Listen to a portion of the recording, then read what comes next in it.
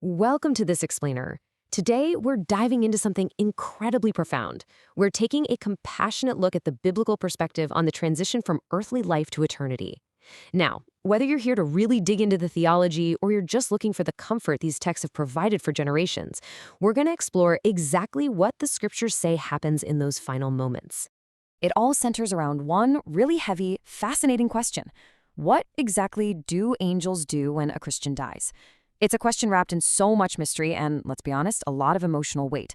But according to the texts we're looking at today, heaven isn't confused by death. God isn't surprised by it, and the believer is never ever abandoned. By the end of this explainer, you're going to see exactly why death isn't viewed as a lonely end, but actually a highly orchestrated spiritual event. Okay, let's dive into this. We're going to break this complex topic down into 4 clear steps. First, the moment. Second, the escort. Third, the destination. And finally, the impact. Section 1. The moment. Never dying alone. You know, the texts draw a really sharp line between what we see with our physical eyes and what's actually happening in the unseen realm. From a purely earthly view, it usually looks like a quiet hospital room. There's family, there are tears, and there's just this undeniable sense of loneliness and loss, right? It looks like a defeat. But the spiritual reality described in Scripture tells a completely different story. It defines this exact same moment as a holy happening. It's an event absolutely wrapped in divine care, where angels are actively present. This whole idea is beautifully anchored in Psalm 34, verse 7, which says, "The angel of the Lord encamps around those who fear him and delivers them." This verse is basically the core evidence showing that God's people are surrounded by his care. In their absolute final moments, they are not forgotten. And pay attention to that word encamps. It's so deliberate. It implies this purposeful, protective gathering right around the individual. Now, to really grasp this, we need to define what angels actually are in this context. Hebrews 1:14 hits the nail on the head.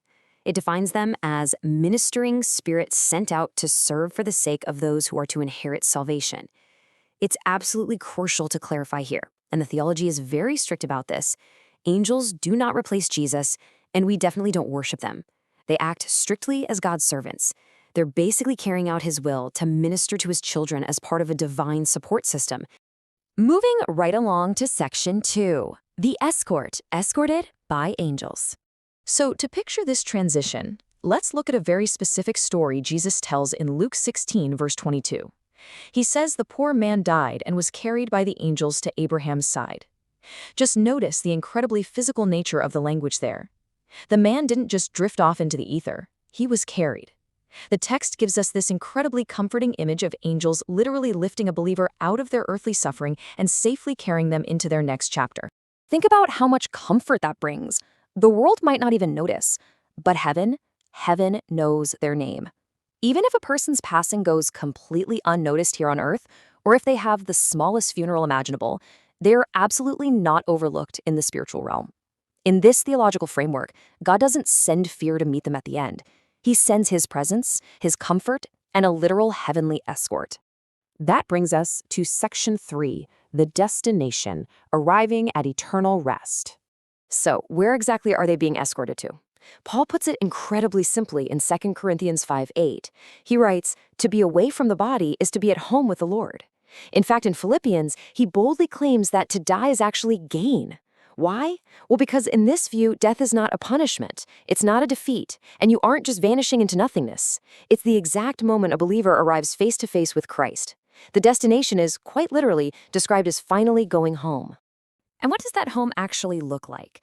Drawing straight from Revelation 14:13, the reality of this heavenly rest is profound.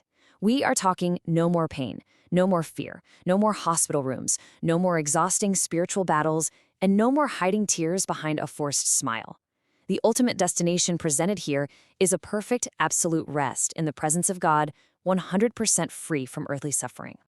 Finally, section 4, the impact, transforming how we live.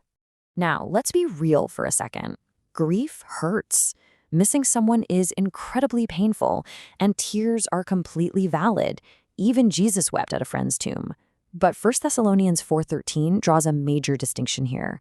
Grieving without hope, that feels like permanent loss.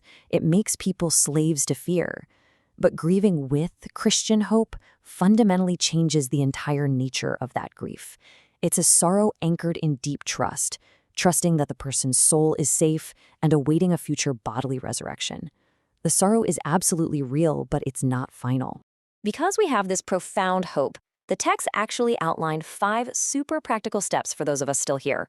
Number 1, live ready. Number 2, forgive quickly. Number 3, love deeply. Number 4, pray faithfully. And number 5, trust Jesus fully. You guys, these aren't just cute, nice ideas to think about. They're direct, actionable responses to understanding what really happens after our final breath. It's a call to live with eternity firmly planted in your heart, right now, today. This right here is kind of the emotional climax of everything we've looked at today. According to these texts, for the believer, death is not a locked door.